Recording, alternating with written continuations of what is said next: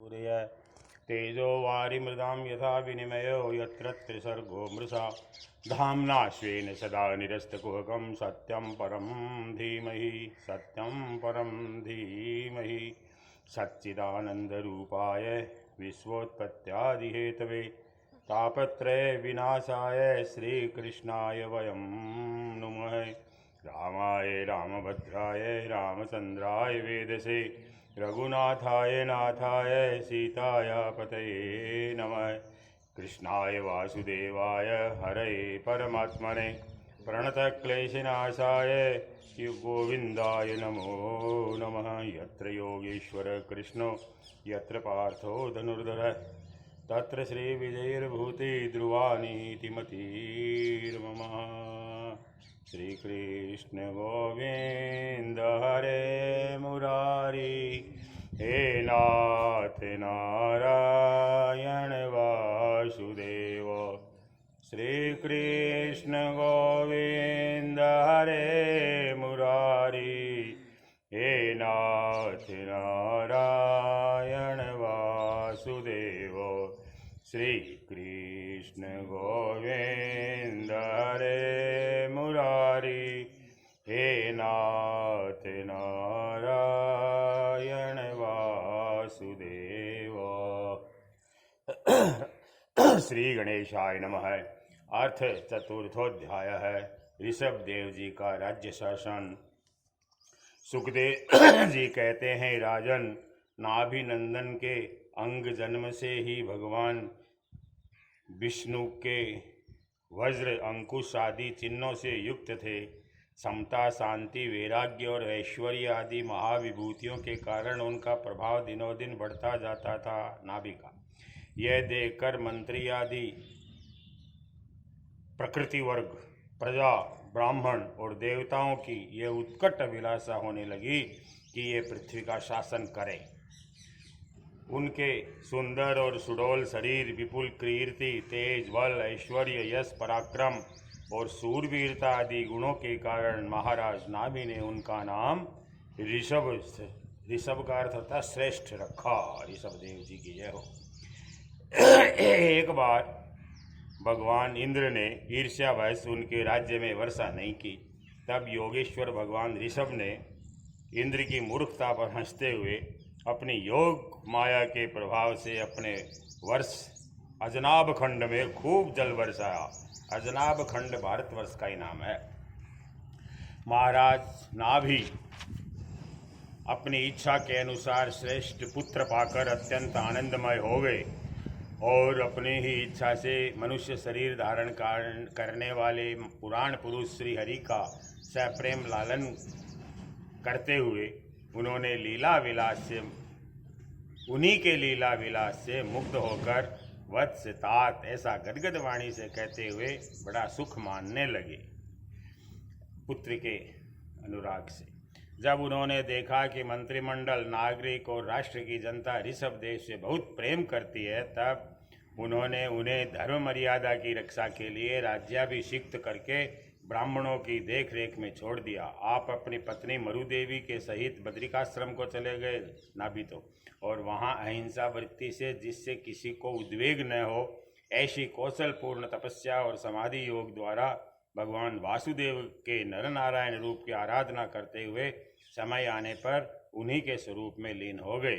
पांडुनंदन राजा नाभि के विषय में यह लोकोक्ति है प्रसिद्ध कि राजर्षि नाभि के उदार कर्मों का आचरण दूसरा कौन पुरुष कर सकता है। जिनके शुद्ध कर्मों से संतुष्ट होकर साक्षात श्री हरि उनके पुत्र हो गए थे ऋषभ देव के रूप में। महाराज नाभि के समान ब्राह्मण भक्त भी कौन हो सकता है। जिनकी दक्षिणा से संतुष्ट हुए ब्राह्मणों ने अपने मंत्र बल से उन्हें यज्ञशाला में साक्षात श्री भगवान विष्णु के दर्शन करा दिए। भगवान ऋषभ देव ने अपने देश अजनाब खंड को कर्मभूमि मानकर लोक संग्रह के लिए कुछ काल गुरुकुल में वास किया। छोटा था ना ऋषभ देव जिज्जत की बात। गुरुदेव को यथोचित दक्षिणा देकर गृहस्थ में प्रवेश करने के लिए उन्हें उनकी आज्ञा ले ली। और फिर लोगों को गृहस्थ धर्म की शिक्षा देने के लिए देवराज इंद्र की दी हुई उनकी कन्या जयंती से विवाह किया तथा श्रोत स्मार्त दोनों प्रकार के शास्त्रोपदिष्ट कर्मों का आचरण करते हुए उसके गर्भ से अपने ही समान गुण वाले 100 पुत्र उत्पन्न किए। ऋषभ देव जी के 100 बेटा। उनमें यहाँ महायोगी भरत जी सबसे बड़े थे ऋषभ देव जी के, और सबसे अधिक गुणवान थे। उन्हीं के नाम से लोग इस अजनाब खंड को भारतवर्ष कहने लगे। उनसे छोटे कुशावर्त, इलावर्त, ब्रह्मावर्त, मलय, केतु, भद्रसेन, इंद्रस्पृक, विदर्भ और कीटक, ये 9 राजकुमार शेष 90 भाइयों से बड़े एवं श्रेष्ठ थे। उनसे छोटे थे कवि, हरि, अंतरिक्ष, प्रवृद्ध, पिप्पलायन, आविर्होत्र, द्रुमिल, चमस और करभाजन। ये 9 राजकुमार भागवत धर्म का प्रचार करने वाले बड़े भगवत भक्त थे। भगवान के महिमा से महिमान्वित और परम शांति से पूर्ण इनका पवित्र चरित्र इस नारद वसुदेव संवाद के प्रसंग से आगे 11 स्कंद में आएगा। इसी में इनसे छोटे जयंती के 81 पुत्र पिता की आज्ञा का पालन करने वाले थे, अति विनीत थे, महान वेदज्ञ, निरंतर यज्ञ करने वाले थे। वे पुण्य कर्मों का अनुष्ठान करने से शुद्ध होकर ब्राह्मण हो गए। शेष जो है ना 81।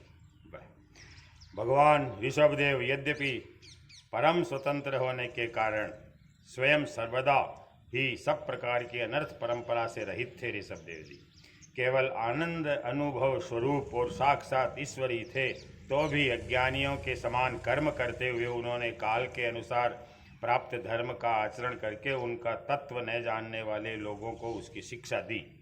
साथ ही सम, शांत, सुहृद और कारुणिक रहकर धर्म, अर्थ, यश, संतान, भोग, सुख और मोक्ष का संग्रह करते हुए गृहस्थाश्रम में लोगों को नियमित किया। महापुरुष जैसा जैसा आचरण करते हैं दूसरे लोग उसी का अनुकरण करने लगते हैं। यद्यपि वे सभी धर्मों के सार रूप वेद के गूढ़ रहस्य को जानने वाले थे, तो भी ब्राह्मणों की बतलाई हुई विधि से साम, दान आदि नीति के अनुसार ही जनता का पालन करते थे। उन्होंने शास्त्र और ब्राह्मणों के उपदेश के अनुसार भिन्न भिन्न देवताओं के उद्देश्य से द्रव्य, देश, काल, आयु, श्रद्धा और ऋत्विज आदि से सुसंपन्न सभी प्रकार के 100 यज्ञ किए। भगवान ऋषभदेव के शासन काल में इस देश का कोई भी पुरुष अपने लिए किसी से भी अपने प्रभु के प्रति दिन दिन बढ़ने वाले अनुराग के सिवा और किसी वस्तु की कभी इच्छा नहीं करता था। यही नहीं, आकाश कुसुमादि अविद्यमान वस्तु की भांति कोई किसी की वस्तु की ओर दृष्टिपात भी नहीं करता था। खाली भगवान ऋषभदेव का नहीं देखता सज्जन था। लक्ष्य वही। एक बार भगवान ऋषभदेव घूमते घूमते ब्रह्मावर्त देश में पहुंचे। वहां बड़े बड़े महर्षियों की सभा में उन्होंने प्रजा के सामने ही अपने समाहित चित्त तथा विनय और प्रेम के भार से सुसंयुक्त पुत्रों को शिक्षा दी। शिक्षा देने के लिए इस प्रकार कहा आगे अध्याय में। इति श्रीमद्भागवते महापुराणे पारमहंस्यां संहितायां पंचम स्कंदे चतुर्थोध्याय अथ पंचमोध्याय। ऋषभदेव जी का अपने पुत्रों को उपदेश और स्वयं अवधूत वृत्ति ग्रहण करना। ऋषभदेव जी ने कहा, पुत्रों, इस मर्त्यलोक में यह मनुष्य शरीर दुखमय विषय भोग प्राप्त करने के लिए नहीं है। ये भोग तो विष्टाभोजी सूकर कुकर आदि को भी मिलते ही है। इस शरीर से दिव्य तप ही करना चाहिए, जिससे अंतःकरण शुद्ध हो, क्योंकि इसी से अनंत ब्रह्मानंद की प्राप्ति होती है। शास्त्रों ने महापुरुषों की सेवा को मुक्ति का और स्त्री संगी कामियों के संग को नरक का द्वार बताया है। महापुरुष वे ही है जो समान चित्त, परम शांत, क्रोधहीन, सबके हित चिंतक और सदाचार संपन्न हों, अथवा मुझ परमात्मा के प्रेम को ही जो एकमात्र पुरुषार्थ मानते हो। केवल विषयों की ही चर्चा करने वाले लोगों में तथा स्त्री, पुत्र, धन आदि सामग्रियों से संपन्न घरों में जिनकी रुचि हो और लौकिक कार्यों में केवल शरीर निर्वाह के लिए ही प्रवृत्त होते हो। मनुष्य अवश्य प्रमादवश कुकर्म करने लगता है। उसकी वह प्रवृत्ति इंद्रियों को तृप्त करने के लिए ही होती है। मैं इसे अच्छा नहीं समझता, क्योंकि इसी के कारण आत्मा को यह असत और दुखदायक शरीर प्राप्त होता है। जब तक जीव को आत्म तत्व की जिज्ञासा नहीं होती, तभी तक अज्ञानवश देहादि के द्वारा उसका स्वरूप छिपा रहता है।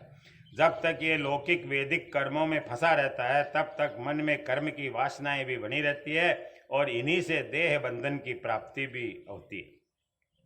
इस प्रकार अविद्या के द्वारा आत्म स्वरूप के ढक जाने से कर्म वासनाओं के वशीभूत हुआ चित्त मनुष्य को फिर कर्मों में ही प्रवृत्त करता है। अतः जब तक उसको मुझ वासुदेव में प्रीति नहीं होती, तब तक वह देह बंधन से छूट नहीं सकता। स्वार्थ में पागल जीव जब तक विवेक दृष्टि का आश्रय लेकर इंद्रियों की चेष्टाओं को मिथ्या नहीं देखता, तब तक आत्मस्वरूप की स्मृति खो बैठने के कारण वह अज्ञानवश विषय प्रधान गृह आदि में आसक्त रहता है और तरह तरह के क्लेश उठाता रहता है। स्त्री और पुरुष इन दोनों का जो परस्पर दाम्पत्य भाव है, उसी को पंडित जन उनके हृदय की दूसरी स्थूल एवं दुर्भेद्य ग्रंथि कहते हैं। देहाभिमान रूपी एक एक सूक्ष्म ग्रंथि तो उनमें अलग अलग पहले से ही है। इसी के कारण जीवों को देहांतरियों के अतिरिक्त घर, खेत, पुत्र, स्वजन और धन आदि में मैं और मेरेपन का मोह हो जाता है।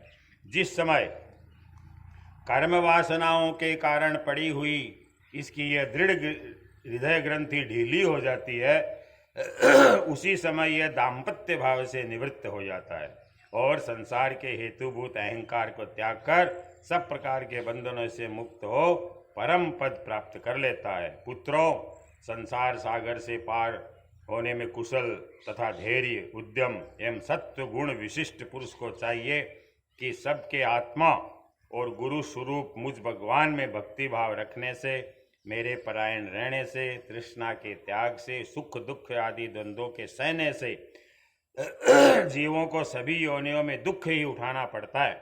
इस विचार से, तत्व जिज्ञासा से, तप से, सकाम कर्म के त्याग से, मेरे लिए कर्म करने से, मेरी कथाओं का नित्य प्रति श्रवण करने से और मेरे भक्तों के संग और मेरे गुणों के कीर्तन से, वैर त्याग से, समता से, शांति से और शरीर तथा घर आदि में मैं और मेरेपन के भाव को त्यागने की इच्छा से, अध्यात्म शास्त्र के अनुशीलन से, एकांत सेवन से, प्राण, इंद्रिय और मन के संयम से, शास्त्र और सत्पुरुषों के वचन में यथार्थ बुद्धि रखने से, पूर्ण ब्रह्मचर्य से, कर्तव्य कर्मों में निरंतर सावधान रहने से, वाणी के संयम से, सर्वत्र मेरी ही सत्ता देखने से और अनुभव ज्ञान सहित तत्व विचार से और योग साधन से अहंकार रूप अपने लिंग शरीर को लीन कर दे।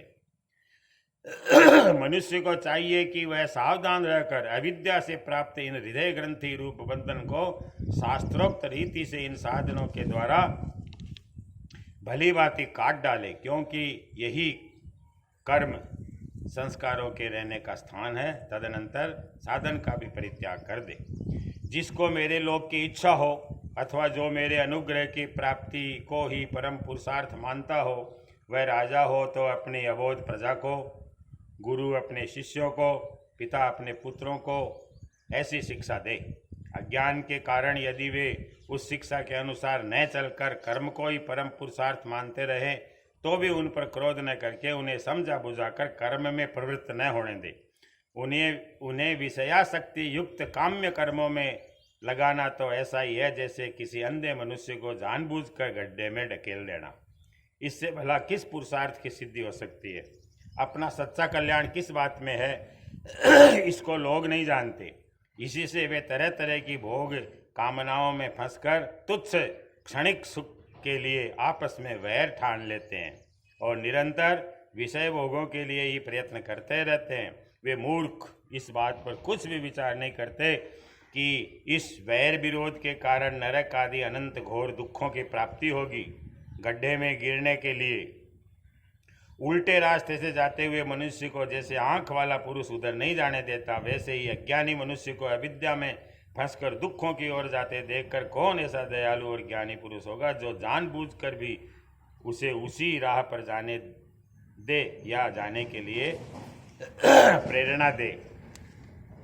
जो अपने प्रिय संबंधी को भगवत भक्ति का उपदेश देकर मृत्यु की फांसी से नहीं छुड़ाता वह गुरु नहीं है, स्वजन स्वजन नहीं है, पिता पिता नहीं है, माता माता नहीं है, इष्ट देव नहीं है और पति पति नहीं है। वाह।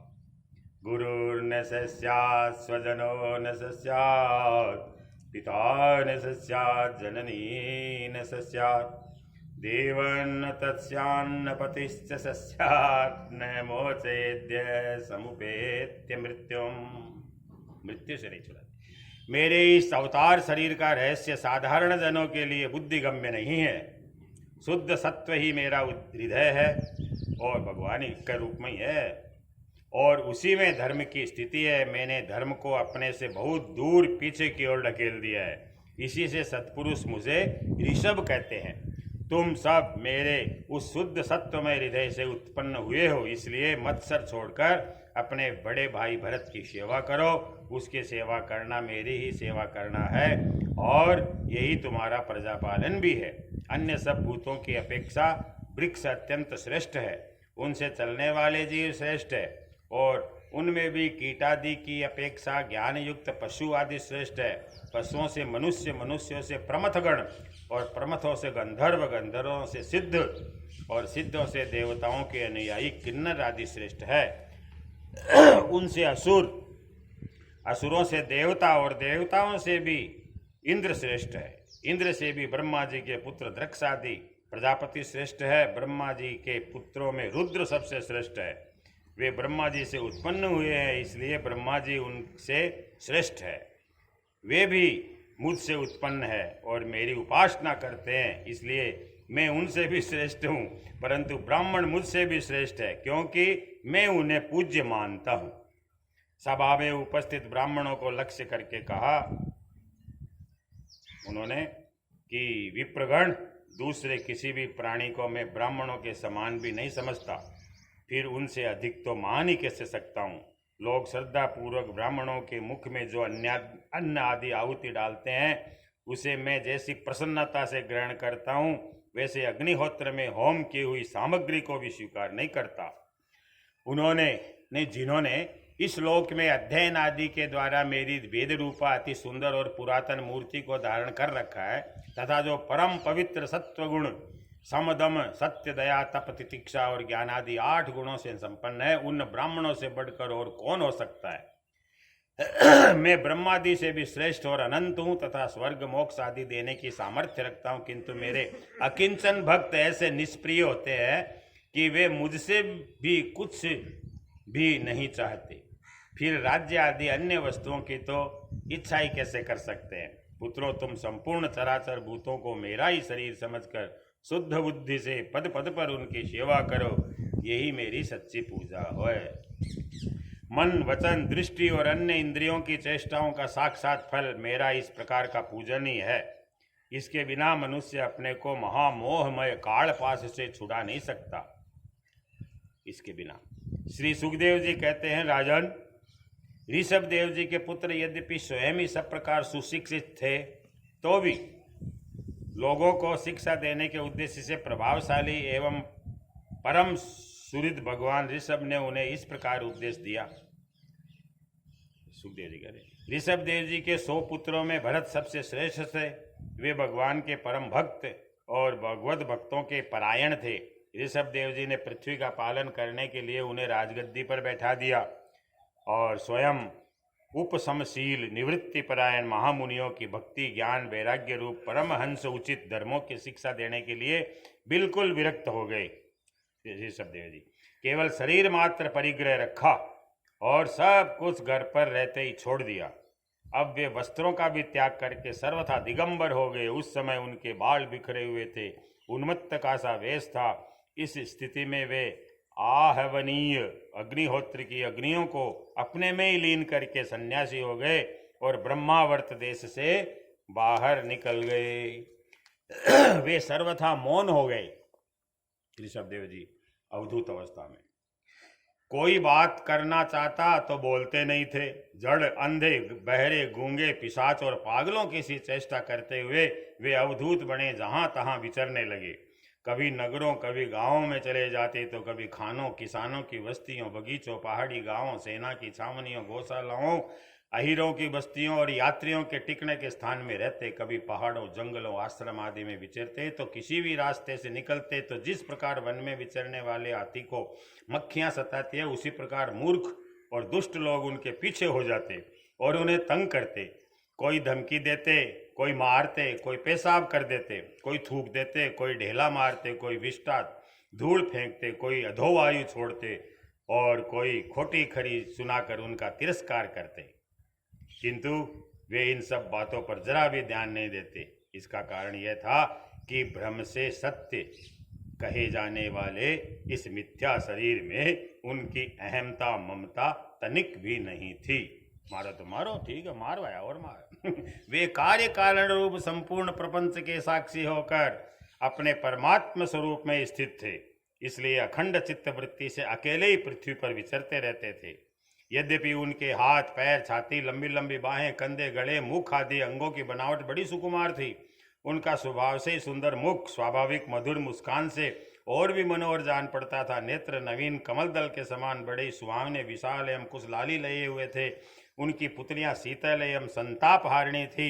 उन नेत्रों के कारण वे बड़े मनोहर जान पड़ते थे। कपोल कान और नासिका छोटे बड़े न होकर समान एवं सुंदर थे तथा उनके अस्फुट हास्य युक्त मनोहर मुखारविंद की शोभा देखकर पूर्ण नारियों के चित्त में कामदेव का संचार हो जाता था।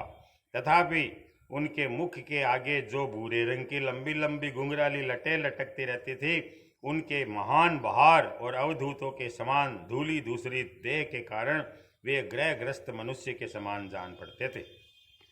कोई सारा ग्रह ही पर आएगा लाई पर। जब भगवान ऋषभ देव जी ने देखा कि यह जनता योग साधन में विघ्न रूप है और इससे बचने का उपाय विभत्स वृत्ति से रहना ही है। विभत्स वृत्ति से मतलब घृणा की वृत्ति से रहो, लोग घृणा करें अपने से। तब उन्होंने अजगर वृत्ति धारण कर ली ऋषभ देव जी ने। वे लेटे लेटे ही खाने पीने चबाने मलमूत्र त्याग करने लगे। वे अपने त्यागे हुए मल में लौट लौट कर शरीर को उससे सान लेते, किंतु उनके मल में दुर्गंध नहीं थी, बड़ी सुगंध थी और वायु उस सुगंध को लेकर उनके चारों ओर 10 योजन तक सारे देश को सुगंधित कर देती थी। जय श्री राम। इसी प्रकार गौ मृग और काक आदि की वृत्तियों को स्वीकार करके वे उन्हीं के समान कभी चलते हुए, कभी खड़े खड़े, कभी बैठे हुए, कभी लेटे लेटे ही खाने पीने और मलमूत्र का त्याग करने लगे थे। परीक्षित परमहंसों को त्याग के आदर्श की शिक्षा देने के लिए ही इस प्रकार मोक्षपति भगवान ऋषभ देव ने कई तरह की योगचर्याओं का आचरण किया। योगियों को शिक्षा के लिए वे निरंतर सर्वश्रेष्ठ महान आनंद का अनुभव करते रहते थे। उनकी दृष्टि में निरूपाधि रूप से संपूर्ण प्राणियों के आत्मा अपने आत्मस्वरूप भगवान वसुदेव से किसी प्रकार का भेद नहीं था, इसलिए उनके सभी पुरुषार्थ पूर्ण हो चुके थे। उनके पास आकाश गमन था, आकाश में चल सका। मनोजवित्व, मन की गति के समान चलने की शक्ति, करते ही सर्वत्र, इच्छा करते ही सर्वत्र पहुंच जाना, उसको कहते हैं मनोजवित्वम। अंतर्धान, परकाया प्रवेश, दूर की बातें सुन लेना, दूर के दृश्य देख लेना आदि सब प्रकार की सिद्धियां अपने आप ही सेवा करने को आई, परंतु उन्होंने उनका मन से आदर या ग्रहण नहीं किया। इति श्रीमद्भागवते महापुराणे पारमहंस्यां संहितायां पंचम स्कंधे ऋषभदेव अनुचरिते पंचमोऽध्यायः। ओम हरि। अथ षष्ठोऽध्यायः। ऋषभदेव जी का देह त्याग। राजा परीक्षित ने पूछा, भगवान, योग रूप वायु से प्रज्वलित हुई ज्ञानाग्नि से जिनके रागादि कर्म बीज दग्ध हो गए, उन आत्माराम मुनियों को देववश यदि स्वयं ही अणिमादि सिद्धियां प्राप्त हो जाए तो वे उनके राग द्वेषादि क्लेशों का कारण तो किसी प्रकार हो नहीं सकती, फिर भगवान ऋषभ देव ने उन्हें स्वीकार क्यों नहीं किया? तो सुखदेव जी ने कहा, तुम्हारा कहना ठीक है, किंतु संसार में जैसे चालाक व्याध अपने पकड़े हुए मृग का विश्वास नहीं करते, क्या पता कब उठकर भग जाए, नाटक करता हो मरे हुए का, उसी प्रकार बुद्धिमान लोग इस चंचल चित्त का भरोसा नहीं करते। ऐसा ही कहा भी है, इस चंचल चित्त से कभी मैत्री नहीं करनी चाहिए।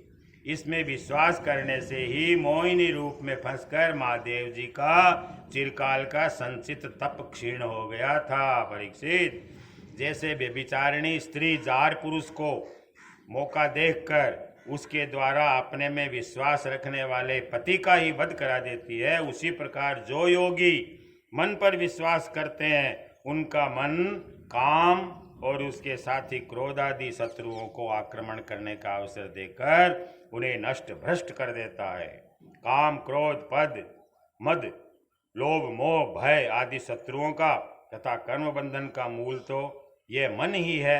इस पर कोई भी बुद्धिमान कैसे विश्वास कर सकता है? इसलिए उन्होंने सिद्धियां स्वीकार नहीं की।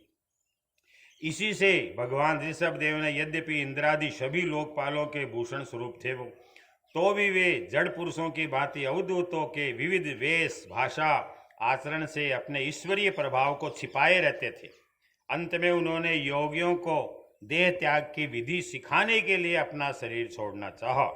वे अपने अंतःकरण में अभेद रूप से स्थित परमात्मा को अभिन्न रूप से देखते हुए वासनाओं के अनिवृत्ति से छूटकर लिंग देह के अभिमान से भी मुक्त होकर उपराम हो गए।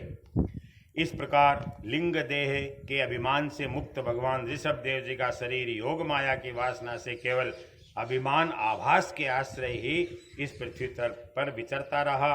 वह देववश कौंक, वेंक और दक्षिण आदि कुटक, कर्नाटक के देशों में गया, मुंह में पत्थर का टुकड़ा डाले और बाल बिखेरे उन्मत्त के समान दिगंबर रूप से कुटकाचल के वन में घूमने लगा।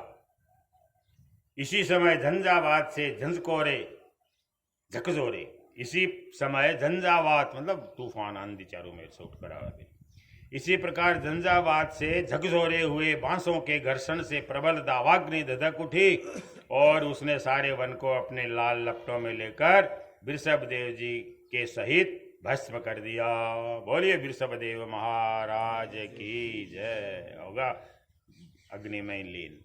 राजन, जिस समय कलयुग में अधर्म की वृद्धि होगी उस समय कौंक, वेंक और कटक देश का मंदमती राजा अरहत वहाँ के लोगों से ऋषभ देव जी के आश्रमातीत आचरण का वृत्तांत सुनकर तथा स्वयं उसे ग्रहण करके लोगों के पूर्व संचित पाप फल रूप होने के वशीभूत हो भय रहित स्वधर्म पथ का परित्याग करके अपनी बुद्धि से अनुचित और पाखंडपूर्ण कुमार्ग का प्रचार करेगा।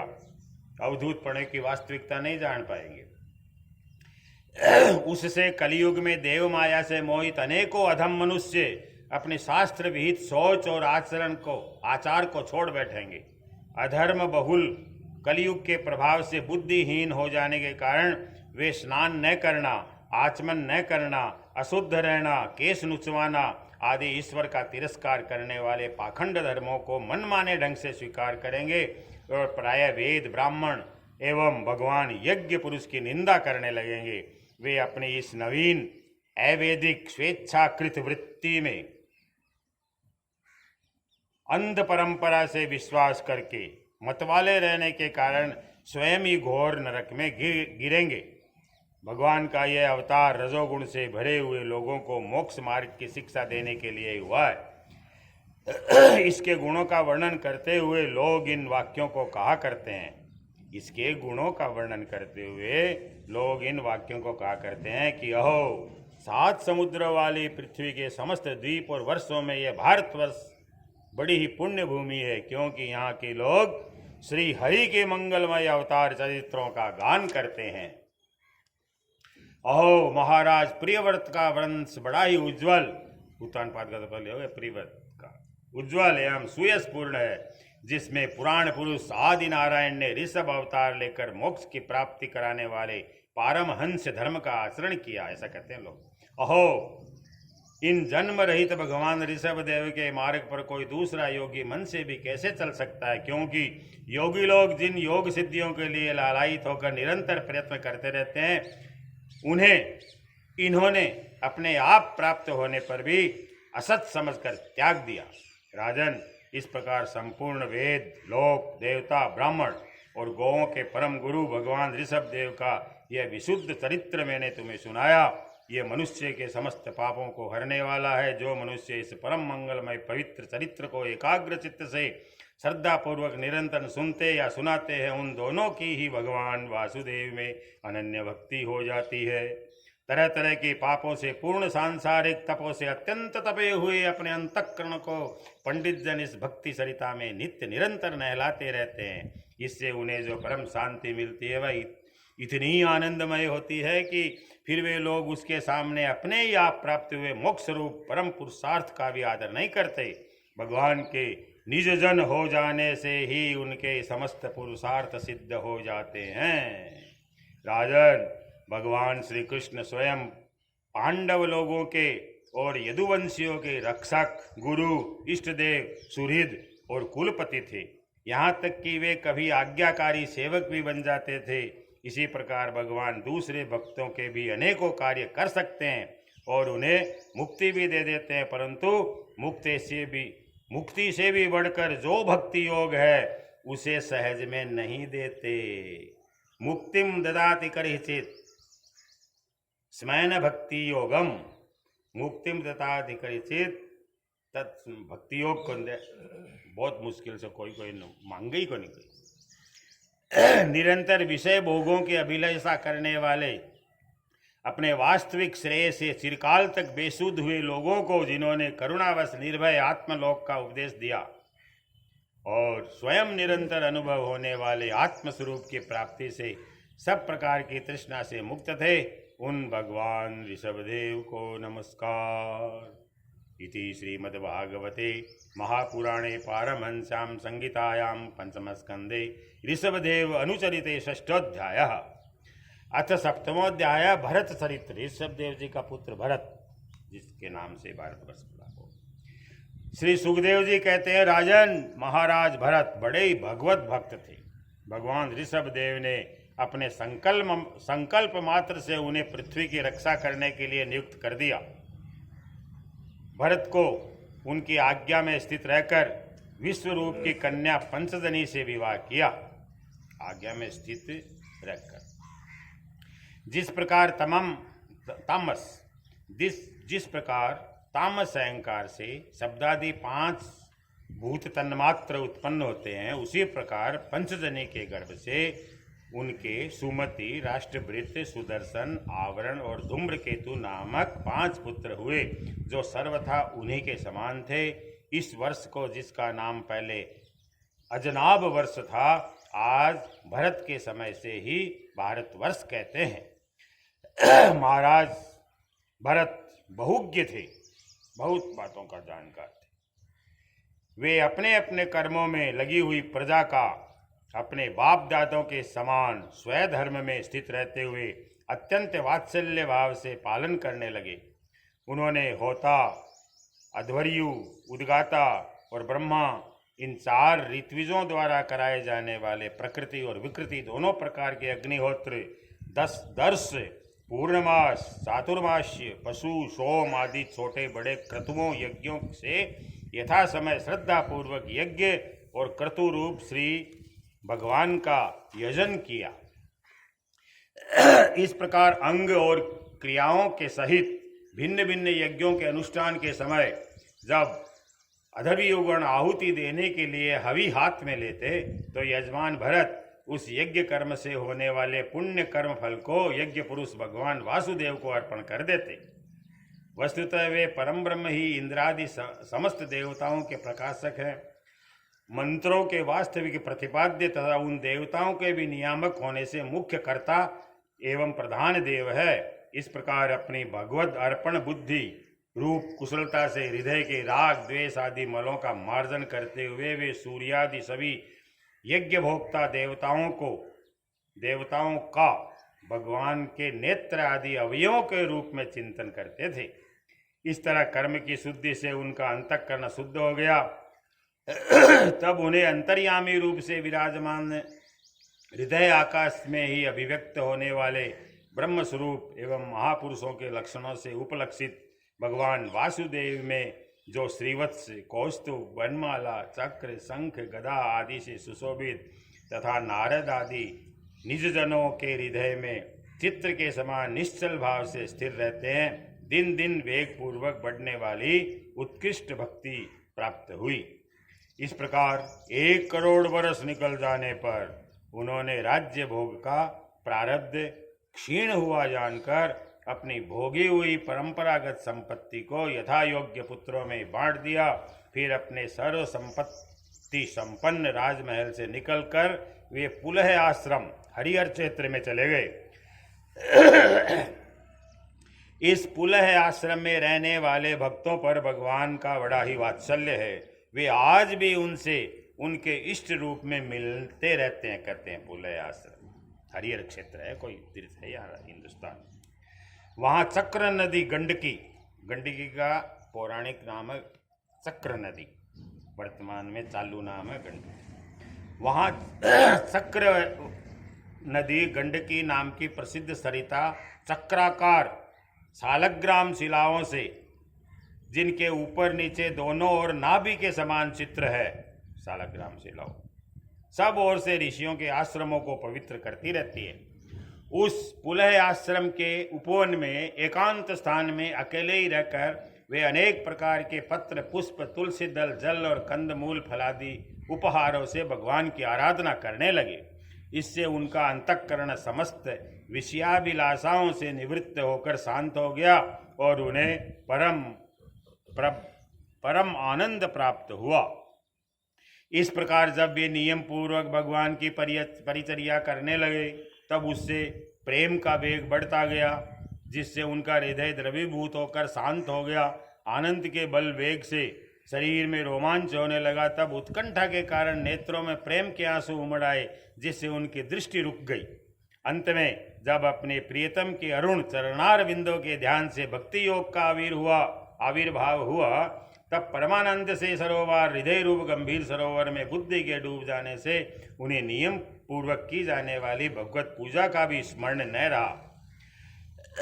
इस प्रकार वे भगवत सेवा के नियम में ही तत्पर रहते थे। शरीर पर कृष्ण चर्म धारण करते थे तथा त्रिकाल स्नान के कारण भीगते रहने से उनके केस भूरी भूरी घुघराली लटों में परिणत हो गए थे, जिनसे वे बड़े सुहावने लगते थे। वे उदित सूर्यमंडल में सूर्य संबंधिनी ऋचाओं द्वारा ज्योतिर्मय परम पुरुष भगवान नारायण की आराधना करते और इस प्रकार कहते थे कि भगवान सूर्य का कर्म फलदायक तेज प्रकृति से परे है। कर्म फलदायक तेज उसने संकल्प द्वारा इस जगत की उत्पत्ति की है, फिर वही अंतर्यामी रूप से इसमें प्रविष्ट होकर अपनी चित्त शक्ति द्वारा विषय लोलुप जीवों की रक्षा करता है। हम उसी बुद्धि प्रवर्तक तेज की शरण लेते हैं। बुद्धि प्रवर्तक तेज आए शरणम। इति श्रीमद्भागवते महापुराणे पारमहंस्यां संहितायां पंचमस्कंदे भरतचरिते भगवत परिचर्यायां सप्तमोऽध्यायः। अथ अष्टमोऽध्याय भरत जी का मृग के मोह में फंसकर मृग योनि में जन्म लेना। सुखदेव जी कहते हैं, एक बार भरत जी गंडकी में स्नान करके नित्य नैमित्तिक तथा शौच आदि अन्य आवश्यक कृत्यों से निवृत्त होकर प्रणव का जप करते हुए, प्रणव का मतलब ओंकार, नाद, प्रणव का जप करते हुए 3 मुहूर्त तक नदी की धारा के पास बैठे रहे। 3 मुहूर्त। राजन, इसी समय एक हरिणी प्यास से व्याकुल होकर जल पीने के लिए अकेली ही उस नदी के तीर पर आई। अभी वह जल पी ही रही थी कि पास ही गरजते हुए सिंह की लोक भयंकर दहाड़ सुनाई पड़ी। हिरण जाति तो स्वभाव से ही डरपोक होती है। वह पहले ही चौकन्नी होकर इधर उधर देखती जाती थी। अब ज्यों ही उसके कान में वह भीषण शब्द पड़ा, सिंह के डर के मारे उसका कलेजा धड़कने लगा और नेत्र कातर हो गए। प्यास अभी बुझी न थी, किंतु अब तो प्राणों पर आ बनी थी।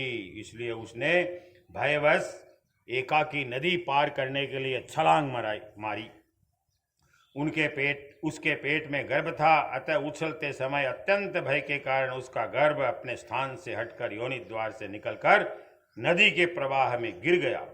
वह कृष्ण मृग पत्नी अकस्मात गर्भ के गिर जाने लंबी छलांग मारने, सिंह से डरी होने के कारण बहुत पीड़ित हो गई थी। अब अपने झुंड से भी उसका विछोह हो गया, इसलिए वह किसी गुफा में जा पड़ी और वहीं मर गई। राजर्षि भरत ने देखा कि बेचारा हरिण का बच्चा अपने बंधुओं से बिछुड़कर नदी के प्रवाह में बह रहा है। इससे उन्हें उस पर बड़ी दया आई और वे आत्मीय के समान उस मातृहीन बच्चे को अपने आश्रम पर ले आए। उस मृग छोने के प्रति, मृग को सावक, छोना सावक नगा बच्चा, उस मृग सावक के प्रति भरत जी की ममता उत्तरोत्तर बढ़ती गई। वे नित्य उसके खाने पीने का प्रबंध करने, व्याघ्र आदि से बचाने, लाड़ लड़ाने, पुचकारने आदि की चिंता में ही डूबे रहने लगे। कुछ ही दिनों में उनके यम, नियम, भगवत पूजा आदि आवश्यक कृत्य एक एक करके छूटने लगे और अंत में सभी छूट गए। उन्हें ऐसा विचार रहने लगा कि अहो, कैसे खेद की बात है। इस बेचारे दीन मृग छोने के काल चक्र के वेग ने अपने झुंड सुहृद बंधुजनों से दूर करके मेरी शरण में पहुंचा दिया। ये मुझे ही अपना माता पिता भाई बंधु यूथ के साथी संगी समझता है। मैं इसे मेरे सिवा और किसी का पता नहीं है और मुझ में इसका विश्वास भी बहुत है। मैं भी शरणागत की उपेक्षा करने में जो दोष है उन्हें जानता हूँ, इसलिए मुझे अब अपने इस आश्रित का सब प्रकार की दोष बुद्धि छोड़कर अच्छी तरह पालन पोषण और प्यार दुलार करना चाहिए। निश्चय ही शांत स्वभाव और दीनों की रक्षा करने वाले परोपकारी सज्जन ऐसे शरणागत की रक्षा के लिए अपने बड़े से बड़े स्वार्थ की भी परवाह नहीं करते। ठीक है साहब। इस प्रकार उस हरिण के बच्चे में आसक्ति बढ़ जाने से बैठते, सोते, टहलते, ठहरते, भोजन करते समय भी उनका चित्त उसके स्नेह पास में बंधा रहता। जब उन्हें कुश, पुष्प, समिधा, पत्र और फल मूल आदि लाने होते तो भेड़ियों और कुत्तों के भय से उन्हें वे साथ लेकर ही वन में जाते थे। मार्ग में जहाँ तक कोमल घास आदि को देखकर मुग्ध भाव से वह हिरण सावर अटक जाता तो वे अत्यंत प्रेम पूर्वक हृदय से दयावश उसे अपने कंधे पर चढ़ा लेते। इसी प्रकार कभी गोद में लेकर और कभी छाती से लगाकर उसका दुलार करने में भी उन्हें बड़ा सुख मिलता। नित्य नैमित्तिक कर्मों को करते समय भी राजराजेश्वर भरत बीच बीच में उठ कर उस मृग बालक को देखते और जब उस पर उनकी दृष्टि पड़ती तभी उनके चित्त को शांति मिलती। उस समय उसके लिए मंगल कामना करते हुए वे कहने लगते, बेटा तेरा सर्वत्र कल्याण हो। कभी यदि वह दिखाई न देता तो जिसका धन लुट गया हो उस दीन मनुष्य के समान उनका चित्त अत्यंत उद्विग्न हो जाता और फिर वे उस हरिणी के बच्चे के विरह से व्याकुल एवं संतप्त हो करुणावश अत्यंत उत्कंठित एवं मोहाविष्ट हो जाते तथा शोकमग्न होकर इस प्रकार कहने लगते। जब हिरण को बच्चे दिखता को नहीं ना जाना विलाप, अहो क्या कहा जाए, क्या वह मातृहीन दीन मृग सावक दुष्ट बहेलियों किसी बुद्धि वाले मुझ पुण्यहीन अनार्य का विश्वास करके और मुझे अपना मानकर मेरे किए हुए अपराधों को सत्पुरुषों के समान भूलकर फिर लौट आएगा या नहीं आएगा? क्या मैं उसे फिर इस आश्रम के उपवन में भगवान की कृपा से सुरक्षित रहकर निर्विघ्न हरी हरी दूब चरते देखूंगा? ऐसा न हो कि कोई भेड़िया, कुत्ता, गोड़ बांधकर विचरने वाले सूकर आदि तथा अकेले घूमने वाले व्याघ्र आदि उसे खा जाए। अरे संपूर्ण जगत की कुशलता के लिए प्रकट होने वाले वेदत्रयी रूप भगवान सूर्य अस्त होना चाहते हैं। सूर्य शाम हो गई किंतु अभी तक वह मृगी की धरोहर लौट कर नहीं आया। क्या वह हरिण राजकुमार मुझ पुण्यहीन के पास आकर अपनी भांति भांति की मृग सावक उचित मनोहर एवं दर्शनीय क्रीड़ाओं से अपने स्वजनों का शोक दूर करते हुए मुझे आनंदित करेगा?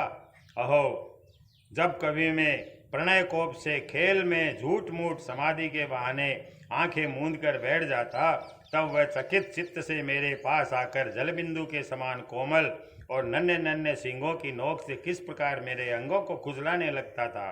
मैं कभी कुशों पर हवन सामग्री रख देता और वह उन्हें दांतों से खींचकर अपवित्र कर देता तो मेरे डांटने डपटने पर वह अत्यंत भयभीत होकर उसी समय सारी उछल कूद छोड़ देता और ऋषि कुमार के समान अपने समस्त इंद्रियों को रोक कर चुपचाप बैठ जाता था।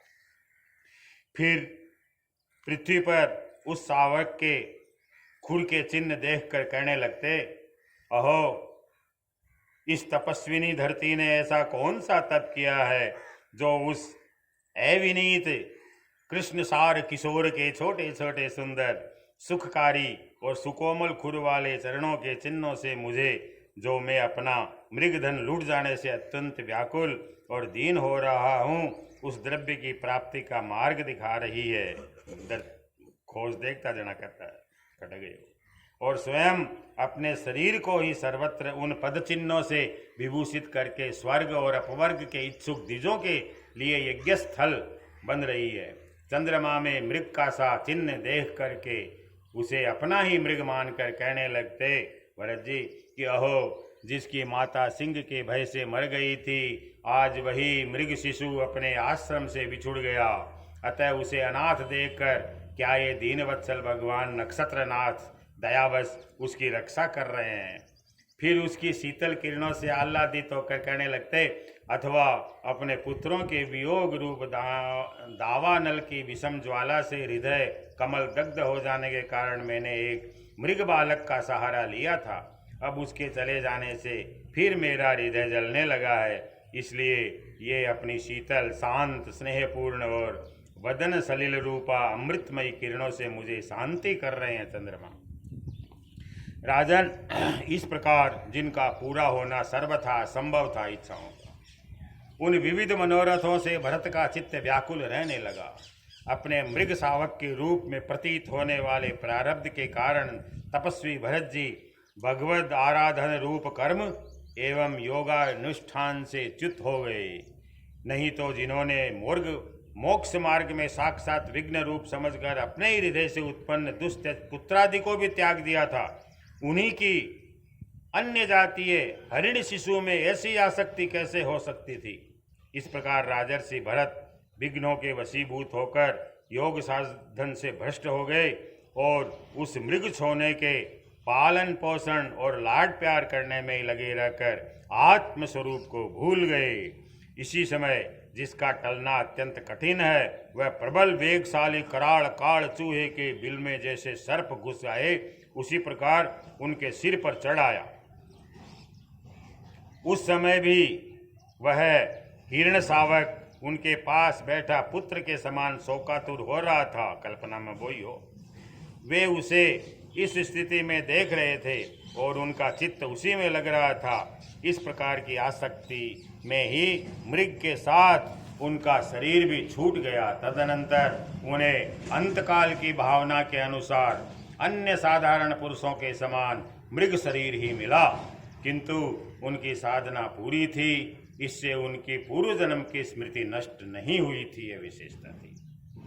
उस योनि में भी, मृग की योनि में भी पूर्व जन्म की भगवत आराधना के प्रभाव से अपने मृग रूप होने का कारण जानकर वे अत्यंत पश्चाताप करते हुए कहने लगे, अहो, बड़े खेद की बात है, मैं संयमशील महानुभावों के मार्ग से पतित हो गया।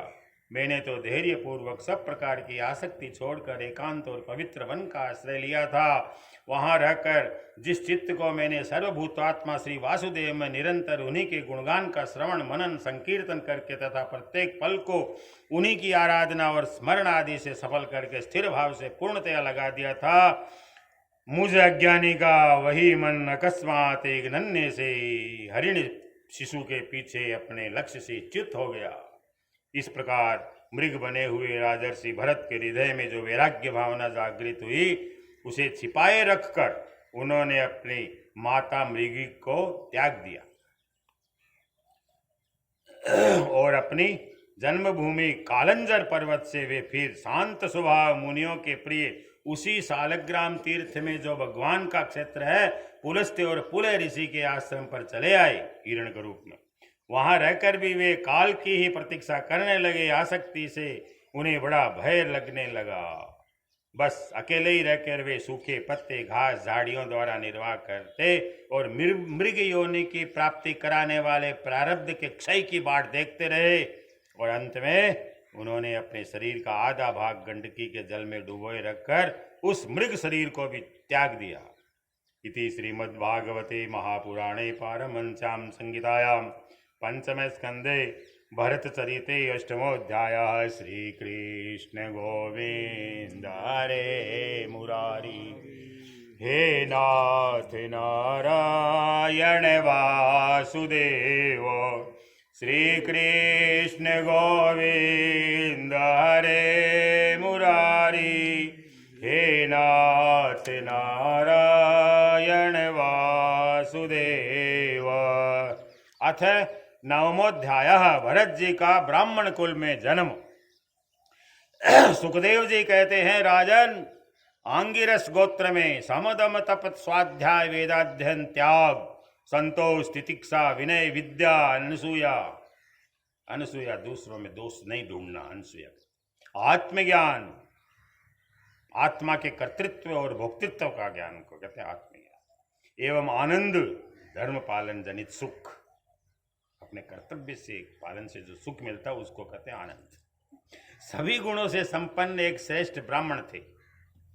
उनकी बड़ी स्त्री से उन्हीं के समान विद्याशील, आचार, रूप और उदारता आदि गुणों वाले 9 पुत्र हुए तथा छोटी पत्नी से एक ही साथ एक पुत्र और एक कन्या का जन्म हुआ। इन दोनों में जो पुरुष था वह परम भागवत राजर्षि शिरोमणि भरत ही थे। वे मृग शरीर का परित्याग करके अंतिम जन्म में ब्राह्मण हुए थे, ऐसा महापुरुषों का कथन है। इस जन्म में भी भगवान की कृपा से अपने पूर्व जन्म परंपरा का स्मरण करने के कारण वे इस आशंका से कि कहीं फिर कोई विघ्न उपस्थित न हो जाए, अपने स्वजनों के संग से ही बहुत डरते रहते थे। हर समय जिनका श्रवण, स्मरण और गुण कीर्तन सब प्रकार के कर्मबंधन को काट देता है, श्री भगवान के उन युगल चरण कमलों को ही हृदय में धारण किए रहते तथा दूसरों की दृष्टि में अपने को पागल, मूर्ख, अंधा और बहरे के समान दिखाते थे कि किसी से डरते थे। वो मृग योनि में देख लिया ना, तो किसी से संग नहीं हो जाए मेरा। पिता को तो उनमें भी वैसा ही स्नेह था, इसलिए ब्राह्मण देवता ने अपने पागल पुत्र के भी शास्त्र के अनुसार समावर्तन, प्रयत्न, विवाह से के पूर्व के सभी संस्कार करने के विचार से उनका उपनयन संस्कार किया। यद्यपि वे चाहते तो नहीं थे, तो भी पिता का कर्तव्य है कि पुत्र को शिक्षा दे। इस शास्त्र विधि के अनुसार उन्होंने उन्हें शौच, आचमन, आवश्यक कर्मों की शिक्षा दी। किंतु भरत जी तो पिता के समान ही उनके उपदेश के विरुद्ध आचरण करने लगते थे। पिता चाहते थे कि वर्षा काल में इसे वेदाध्ययन आरंभ करा दूं, किंतु बसंत और ग्रीष्म ऋतु के चैत्र, वैशाख और ज्येष्ठ, आषाढ़ 4 महीनों तक पढ़ाते रहने पर भी वे उन्हें व्याहृति और शिरोमंत्र प्रवण के सहित त्रिपदा गायत्री भी अच्छी तरह याद न करा सके। ऐसा होने पर भी अपने इस पुत्र में उनका आत्मा के समान अनुराग था, इसलिए उसकी प्रवृत्ति न होने पर भी वे पुत्र को अच्छी तरह शिक्षा देनी चाहिए। इस अनुचित आग्रह से उसे शौच, वेदाध्ययन, व्रत नियम तथा गुरु और अग्नि की सेवा आदि ब्रह्मचर्य के आवश्यक नियमों की शिक्षा देते ही रहे, किंतु अभी पुत्र को सुशिक्षित देखने का उनका मनोरथ पूरा न हो पाया था और स्वयं भी भगवत भजन रूप अपने मुख्य कर्तव्य से असावधान रहकर केवल घर के धंधे में ही व्यस्त थे कि सदा सजग रहने वाले काल भगवान ने आक्रमण करके उनका अंत कर दिया। तब उनकी छोटी भार्या अपने गर्भ से उत्पन्न हुए दोनों बालक अपनी सोच को सौंपकर स्वयं सती होकर पतिलोक को चली गई। भरत जी के भाई कर्मकांड को सबसे श्रेष्ठ समझते थे। वे ब्रह्म ज्ञान रूप पराविद्या से सर्वथा अनभिज्ञ थे, इसलिए उन्हें भरत जी का प्रभाव भी ज्ञात नहीं था। वे उन्हें निरा मूर्ख समझते थे। अतः पिता के परलोक सिधारने पर उन्होंने उन्हें पढ़ाने लिखाने का आग्रह छोड़ दिया। मूर्ख है वो, कौन पढ़ा? भरत जी को मान अपमान का कोई विचार न था। जब साधारण नर पशु उन्हें पागल, मूर्ख अथवा बहरा कहकर पुकारते, तब वे भी उसी के अनुरूप भाषण करने लगते। कोई भी उनसे कुछ भी काम कराना चाहते तो वे उनकी इच्छा के अनुसार कर देते। बेगार के रूप में, मजदूरी के रूप में मांगने पर अथवा बिना मांगे जो भी थोड़ा बहुत अच्छा या बुरा उन्हें अन्न मिल जाता, उसी को जीभ का जरा भी स्वाद न देखते हुए खा लेते। अन्य किसी कारण से उत्पन्न न होने वाला स्वतः सिद्ध केवल ज्ञानानंद स्वरूप आत्मज्ञान उन्हें प्राप्त हो गया था। इसलिए शीतोष्ण, मान अपमान आदि द्वंद्वों से होने वाले सुख दुख आदि में उन्हें देहाभिमान की स्फूर्ति नहीं होती थी। वे सर्दी, गर्मी, वर्षा, आंधी के समय सांड के समान नंगे पड़े रहते थे। उनके सभी अंग हृष्ट पुष्ट एवं गठे हुए थे। वे पृथ्वी पर ही पड़े रहते थे, कभी तेल उबटन आदि नहीं लगाते थे और न कभी स्नान ही करते थे। इससे उनके शरीर पर मैल जम गई और उनका ब्रह्म तेज धूलि से ढके हुए मूल्यवान मणि के समान छिप गया। वे अपनी कमर में मेला कुचेला कपड़ा लपेटे रहते थे। उनका यज्ञोपवीत भी बहुत ही मैला हो गया था। इसलिए अज्ञानी जनता, ये कोई द्विज है, कोई अधम ब्राह्मण है, ऐसा कहकर उनका तिरस्कार कर दिया करते थे। किंतु वे इसका कोई विचार न करके स्वच्छंद विचरते रहते थे। दूसरों की मजदूरी करके पेट पालते देख जब उन्हें उनके भाइयों ने खेत की क्यारियां ठीक करने में लगा दिया, तब वे उस कार्य को भी करने लगे। परंतु उन्हें इस बात का कुछ भी ज्ञान नहीं था कि क्यारियों की भूमि समतल है या ऊंची नीची है, अथवा छोटी है या बड़ी है। उनके भाई उन्हें चावल की कणी, खड़ी भूसी, घुने हुए उड़द अथवा बर्तनों में लगी हुई जले अन्न की खुरचन जो भी देते, उसी को वे अमृत के समान खा लेते थे। किसी समय डाकुओं के सरदार ने श्री कृष्ण गोविंद हरे मुरारे, हे नाथ नारायण वासुदेव, श्री कृष्ण गोविंद हरे मुरारी, हे नाथ नारायण वासुदेव। किसी समय डाकुओं के सरदार ने, जिसके सामंत शूद्र जाति के थे, पुत्र की कामना से भद्रकाली को मनुष्य की बलि देने का संकल्प किया। उसने जो पुरुष पशु बलि देने के लिए पकड़ मंगाया था, वह दैववश उसके फंदे से निकलकर भाग गया। उसे ढूंढने के लिए उसके सेवक चारों ओर दौड़े, किंतु अंधेरी रात में आधी रात के समय कहीं उसका पता न लगा। इसी समय देवयोग से अकस्मात उनकी दृष्टि इन आंगी रसगोत्रीय ब्राह्मण कुमार पर पड़ी, जो वीरासन से बैठे हुए मृग, वराह आदि जीवों से खेतों की रखवाली कर रहे थे। उन्होंने देखा कि यह पशु तो बड़े अच्छे लक्षणों वाला है। पशु समझे विचार, इससे हमारे स्वामी का कार्य अवश्य सिद्ध हो जाएगा। यह सोचकर उनका मुख आनंद से खिल उठा और वे उन्हें रस्सियों से बांधकर चंडिका के मंदिर में ले गए। तदनंतर उन चोरों ने अपनी पद्धति के अनुसार विधि पूर्वक उनको अभिषेक व स्नान कराकर कोरे वस्त्र पहनाए तथा नाना प्रकार के आभूषण, चंदन, माला, तिलक आदि से विभूषित करके अच्छी तरह भोजन कराया। फिर धूप, दीप, माला, खील, पत्ते, अंकुर, फल आदि उपहार सामग्री के सहित बलिदान की विधि से गान, स्तुति, मृदंग एवं ढोल आदि का महान शब्द करते हुए उस पुरुष को भद्रकाली के सामने नीचा सिर करा के बैठा दिया। उसके पश्चात दस्युराज के पुरोहित बने हुए लुटेरे ने उस नर पशु के रुधिर से देवी को तृप्त करने के लिए देवी मंत्र से अभिमंत्रित कर एक तीक्ष्ण खड्ग उठाया। चोर स्वभाव से तो रजोगुणी तमोगुणी थे ही, धन के मद से उनका चित्त और भी उन्मत्त हो गया। हिंसा में भी उनकी स्वाभाविक रुचि थी। इस समय तो वे भगवान के अंश स्वरूप ब्राह्मण कुल का तिरस्कार करके स्वच्छंदता से कुमार्ग की ओर बढ़ रहे थे। आपत्ति काल में भी जिस हिंसा का अनुमोदन किया गया है, आपत्ति काल में भी जिस हिंसा का अनुमोदन किया गया है, उसमें भी ब्राह्मण वध का सर्वथा निषेध है। तो भी वे साक्षात ब्रह्म भाव को प्राप्त हुए वैरहीन तथा समस्त प्राणियों के सुहृद एवं ब्रह्मर्षि कुमार की बलि देना चाहते थे। ये भयंकर कुकर्म देखकर देवी भद्रकाली के शरीर में अति दुस्सह ब्रह्म तेज से दाह होने लगा मूर्ति में, और वे एकाएक मूर्ति को फोड़कर प्रकट हो गई। अत्यंत असहनशीलता और क्रोध के कारण उनकी भौहें चढ़ी हुई थी देवी की, तथा कराल दाढ़ों और चढ़ी हुई लाल आंखों के कारण उनका चेहरा बड़ा भयानक जान पड़ता था। उनके उस विकराल वेश को देखकर ऐसा जान पड़ता था मानो वे इस संसार का संहार कर डालेगी। उन्होंने क्रोध से तड़क कर बड़ा भीषण अट्टहास किया और उछलकर उस अभिमंत्रित खड्ग से ही उन सारे पापियों के सिर उड़ा दिए और अपने गणों के सहित उनके गले से बहता हुआ गरम गरम रुधिर रूप आसव पीकर अति उन्मत्त हो ऊंचे स्वर से गाती और नाचती हुई उन सिरों को ही गेंद बनाकर खेलने लगी। सच है, महापुरुषों के प्रति क्रिया हुआ अत्याचार रूप अपराध इसी प्रकार ज्यों का त्यों अपने ही ऊपर पड़ता है।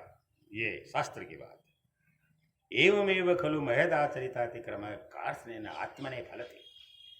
ये श्लोक नहीं है, ये गद्य है सब। इसमें परीक्षित, जिनकी देहाभिमान रूप दृढ़ हृदय ग्रंथि छूट गई है, सारांश की बात बता रहे हैं परीक्षित को सुखदेव जी कि परीक्षित, जिनकी देह अभिमान रूप सुदृढ़ हृदय ग्रंथि छूट गई है, जो समस्त प्राणियों के सुहृद एवं आत्मा तथा वैरहीन है, साक्षात भगवान ही भद्रकाली आदि भिन्न भिन्न रूप धारण करके अपने कभी न चूकने वाले काल चक्र रूप श्रेष्ठ शस्त्र से जिनकी रक्षा करते हैं और जिन्होंने भगवान के निर्भय चरण कमलों का आश्रय ले रखा है, उन भगवत भक्त परमहंसों के लिए अपना सिर कटने का अवसर आने पर भी किसी प्रकार व्याकुल न होना, ये कोई बड़े आश्चर्य की बात नहीं है। ओम श्रीमद्भागवते महापुराणे पारमहंस्यां संहितायां पंचम स्कंदे जड़ भरत सरिते नवमोऽध्यायः। श्री कृष्ण गोविंद हरे मुरारी, हे नाथ नारायण वासुदेव। श्री कृष्ण गोविंद हरे मुरारी, हे नाथ नारायण वासुदेव। कृष्ण गोविंद हरे